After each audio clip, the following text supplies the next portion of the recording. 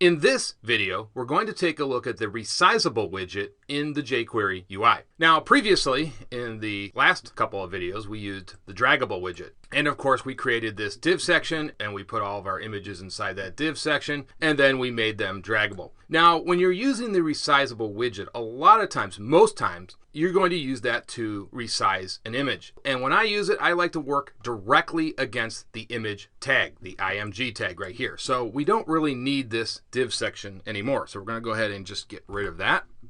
And let's just go ahead and work against one image in this video.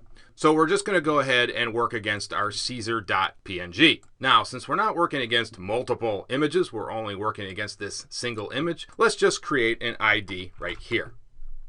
And we'll call this, appropriately enough, resize. There we go. So let's go down to our jQuery code and we'll just specify the ID selector right here that we created. And we don't need these arguments anymore. Let's go ahead and get rid of those. And now we call the resizable function, which is just resizable. It's that simple. Okay, so let's go ahead and save this. Let's go ahead and fire this up and see if it works. Now you'll notice this little marker we get here that allows us to resize the image. And now I can resize this in any way I want. Take a look at that. Isn't that nice?